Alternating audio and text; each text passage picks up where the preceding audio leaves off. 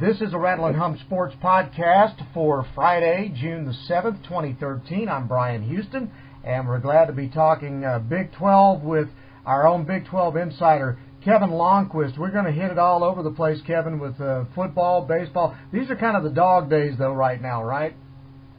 Yeah, it's one of those times where even though, as I've said to a lot of people, when you think you're in an off-season on a particular sport, you're really not, because there's always something going on equally off the field as there is on the field. And let's get it going.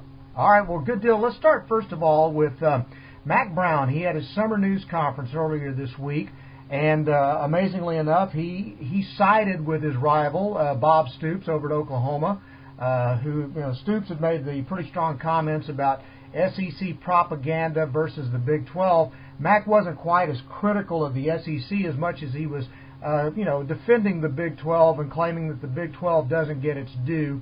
And he talked about the idea of strengthening the schedules, and that's what they're planning on doing this year. And he mentioned that they're facing Notre Dame, UCLA, BYU, Cal, Maryland, Arkansas, Ohio State, and Southern Cal over the next 10 years.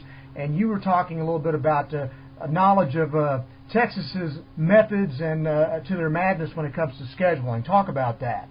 Yeah, they typically what they'd like to do is open the season with what you would call as your exhibition game or against a lesser Division I opponent, which is what they're going to be doing this year with New Mexico State. Then they typically will like to go into the Houston area and either have something with either Houston or Rice. Now, they don't have that this year with either the Cougars or the Owls, but typically they like to go play one of those Houston teams because they like to keep their connections to the greater Houston area for recruiting purposes, and they don't have to do that, obviously, with Dallas, prior to them playing TCU, but the thing was that they could always play Oklahoma in the Cotton Bowl and still keep the Dallas connections strong there as well. And then that third game that they would be playing would be against a really up-and-coming team or like that really strong Division I opponent. This year, that would rank as Ole Miss. Now, their schedule this year, they're going to go to Provo and play BYU, which BYU's been up and down the last couple of years. They've been in some bowl games, but they haven't been the BYU that we were used to seeing in the early aughts, where they were rolling out 10-2 records. BYU will still be a real challenge up there, especially in the mountains. And then they get Ole Miss in Austin on September 14th. And of course, the way the Rebels finished their season last year, going to a bowl and winning it, and then the number one recruiting class that they brought in, I think that game will be a little bit more interesting than people thought. Of course, when they met in Oxford last year, Texas ran away from that. Of course, they got a couple of defensive touchdowns and returns for scores in that blowout win. But I think that's going to be a better game this year. And then as far as the balance of Texas' schedule, the likes of play Notre Dame, they've done a home-and-home with Notre Dame in the past. They've always done a home-and-home with UCLA. They did a home-and-home with Arkansas. They did a home-and-home with Ohio State back in the early 2000s, I think it was. They won in Columbus, and then Ohio State came back and won in Austin the following year. The USC one is a little bit new just because they haven't played the Trojans in quite some time, with the exception of the national championship game that they won with Vince Young. So they will typically try and play somebody of great strength before they hit the conference schedule. Well, and then with the playoff coming up, it's almost mandatory that you try to at least have one strong out-of-conference opponent just for strength of schedule's sake now. Well, I think if you're in the Big 12, you have to do that. And it will depend, of course, on how the balance of the conference shapes up. I mean, the Big 12 has to kind of get the bottom of its conference getting going with the likes of a Kansas and an Iowa State. Those two might flip-flop this year, but we'll get to that in a little bit. The one thing, though, is that, we were talking about the SEC, and I think the SEC coaches just got done meeting. They're going to keep an 8-game schedule, but I think you're going to see that go to 9 probably in the next 4 years. And I think that's going to be depending on how wide the playoff schedule will get. Well, right now, we're obviously going to start with a 14 playoff schedule. But if you get to an 8 or a 16-team playoff situation, then I think you'll see the SEC play 9 games, because if you're an SEC team and you lose 2 games, you're probably not going to be in the middle of the conference, or I should say the national championship playoff picture. But if you go to a 9-team schedule, in that playoff picture widens to 16 teams or something along those lines, and you still lose 2 games, you're still probably going to be in the hunt. So I think that's going to be predicated on what the SEC does as far as the SEC going to a expanded conference schedule and the expansion of the playoff games. Getting back to the to the debate over the SEC and the Big 12, I hate to bring this up, but in the first 3 weeks of the season, you're going to see some matchups of Big 12 teams against middle of the pack, other than the TCU LSU game, middle of the pack or bottom feeder SEC schools. Oklahoma State's going to play Mississippi State. Ole Miss is going to play Texas, and Ole Miss finished strong, but Ole Miss was only 7-6 last year, and they were 3-5 in the conference. So they would be one of those weaker teams that Bob Stoops was talking about. How much added pressure, because of these comments by Stoops and by Mack Brown, how much added pressure is that going to put on these Big 12 schools to win these ball games against these SEC schools this fall? Well, I think there will be some, but I also think, too, that there's enough. I mean, the coaches will always tell you in coach speak terms that there's always pressure on them every day, which I totally agree with. I mean, it's a tough enough job to stay in it, because if you don't win, you don't stay at your job. But to look at Oklahoma State and Mississippi State in the opener, of course, that's going to be played down in Houston at Reliant. I think the one thing about that game is there's pressure on Oklahoma State from the standpoint that it's representing the Big 12, but there's also pressure on Oklahoma State because they are being viewed right now as the Big 12 favorite.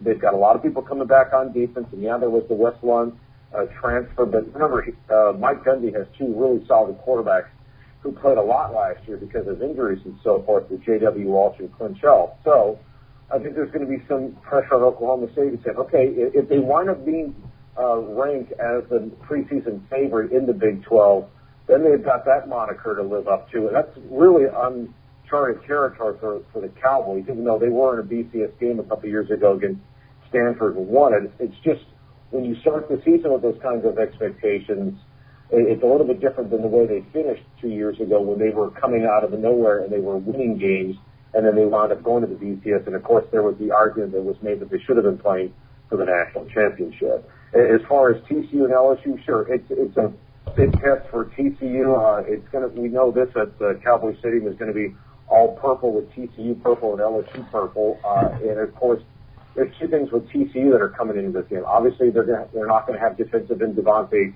Fields, who's been suspended. And as far as their quarterbacking situation is concerned, are they going to go with Casey Paul or are they going to go with Trevon Boykin? And with Paul Hall, of course, if he gets named the starter, well, he will not have been around this team as far as an on-field situation in a game since last September. So we're talking, roughly 11 and a half months when this happened. And I think for him, facing against a very physical LSU team, which will probably be, top 3, top 5 in the nation when the rankings come out, LSU typically is, he's going to have to deal with that and the speed of that game and the speed of the LSU defense to see if he can make some plays. And, of course, he's not going to have his safety valve there in Josh Boyce. Again, I'm assuming Casey will be the starter here, but we'll just have to wait and see. And then you have Ole Miss at Texas. You just talked about that. But, again, with Ole Miss, I think the expectations on the Rebels are going to be higher going into this year because I think they're probably going to be preseason ranked in the top 15. So regardless of what happened to them last year, and remember, they did finish strong last year, got to a bowl game, which I think was unexpected in Hugh Freeze's first year. But at the same time, they got a kid by the name of Bo Wallace who's playing quarterback for them, but Texas defense has to step up and make some plays. The good thing for Texas is that they're going to have Jackson Jeffcoat, their defensive end, back from his torn pectoral muscle injury, so that he will be ready to go there. Of course, both teams will have played a couple of games by then, so they will be in somewhat of a rhythm. That should be an entertaining game. Should be wild. I think it'll be a lot of fun. We talked about the overall, Bob Stoops talked about the overall strength of the Big 12 last year, top to bottom. Do you expect it to be that way this year? Because you've got so many schools that are going to be breaking in new quarterbacks this year. It's really hard to figure this conference this year in terms of how good is it really going to be this year. And I think just from a perception standpoint, I think going into this year that the Big 12 probably won't be held in much high regard. It's probably going to have to prove it over the course of time Because, look, you've got quarterback situations that have not been resolved, even through spring practice, the quarterback situations that have not been resolved at Kansas State, Oklahoma, TCU, West Virginia, and Iowa State. Kansas has a new starter in Jake Heaps, but he's a transfer from BYU, so he had to sit out last year. And, he had a good spring. And, again, he's going to have to get it going here immediately for the Jayhawks, who, by the way, I think will be a lot better than people think. And I think they've got a chance to be bowl eligible because I think that their running game is probably one of the top 2 or 3 in the conference. Oklahoma State, even though they don't have a starter name, again, we just talked about the fact that Walsh and Shelf are guys who have played under Mike Gundy, know the system, and had enough snaps to understand. With Texas, David Ash has to show that he's really the guy that deserves the job. He's been anointed the starter, so he has to pick it up and make it work. With Bryce Petty at Baylor, even though he technically hasn't been named the starter, he's really the starting quarterback for this year. And even though he has played very limited in his time there, he's been around Art Briles' system long enough to know what the expectations are, so he'll be able to handle it. I think Baylor will probably start off a little bit leaning on its running game more with the likes of Lake Seastrunk and Glasgow Martin, and then kind of gradually bring Bryce along. But I'll say this about Baylor, though, Bryan. They are one Bryce Petty injury away from their season going upside down on them because the fact that his backup is a redshirt freshman by the name of Seth Russell, who obviously sat out last year, has not taken a snap. So if Petty were to go down and say one of the first 2 games of the year and is out for an extended period of time, that really changes the complexion of that potentially explosive Baylor offense. It's very scary when you have that young a quarterback situation there. All right, the other thing that Mack Brown mentioned, in addition to what you just talked about, he really feels confident that Ash is going to be the guy this season. I mean, what else would you expect him to say? But, right. How confident are you that Ash is going to be the guy this season? Well, I guess if you look at David Ash, you have to say you really hope that the David Ash who played the second half in the Alamo Bowl against Oregon State is the one that you're going to see, because David made a lot of great throws and led them in the comeback victory over the Beavers and what was really a pretty good Alamo Bowl. He's a strong kid. He's got a good arm. He can run when he needs to. You would like to think that he used this off season with film study, extra work on the side just by himself and with the receivers, that he can, step in and make the plays and be the leader that this team really needs. I think he's got the capability of doing it. But it's a consistency with him, because you can look back on the first half of that Alamo Bowl game, and you can look back to the Thanksgiving game against TCU and scratch your head and say, why is he doing this? And so I think for him, I have some higher expectations for David. I think Texas will be a better team this year. If you had to go with a buy stock or sell stock kind of a scenario there with Texas, I would buy Texas, but I would put a small investment on them, because I really need to see how Ash matures through these first 3 games. And the other thing is how that offensive line, which has really been a sore spot for this team over the last couple of years, if it's really going to pick it up and be the big uglies, if you will, if they're really going to step up and be the line of protection that Ash needs, as well as for the running game. I saw, and you covered Baylor pretty closely, I saw where they signed a rugby player to a football scholarship. What can you tell us about him? Well, his name is Penny Tegev. He came from down under, and it looks like they're going to bring him in July. And I think the target right now is for him to be either a linebacker or defensive end. They want him on the defensive side. The one thing that Baylor really wants with its defensive players is that the size is going to come. That's fine with them.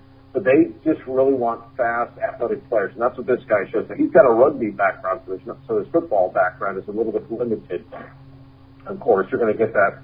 If you're not playing in the States, then your football background is going to be pretty much limited, or not very good if you're playing, competitive football overseas. They just don't play very well over there. But nonetheless, the one thing that Art Briles is always, and Art had this penchant for finding these quality athletes over in New Zealand and Australia. He's also bringing in an offensive lineman by the name of Boyd Muir from down there as well. And so what Art likes is that he likes very athletic kids who have great feet, who have great lateral movement. Their speed is something. If they're the raw package, he believes that he can fill in the gaps and get them coached to the point where they will adapt to the game pretty quickly. How much of the fact, this kid Taguieff will provide this year, hard to say. It just depends on, once he arrives in July and how quickly he can pick everything up when they get going with fall workouts in August. Well, one thing about it, just be sure and keep a lot of beer on hand, and he doesn't have to have a helmet. Exactly. I couldn't have said it better myself. Exactly. So it's all good. Okay, one other thing. Mack said that Caleb Jones and Kendall Sanders, a couple of wide receivers, young guys, both were arrested in the offseason. Both have been reinstated to the program, but won't be available for the opening ball game against New Mexico State. Any big deal there?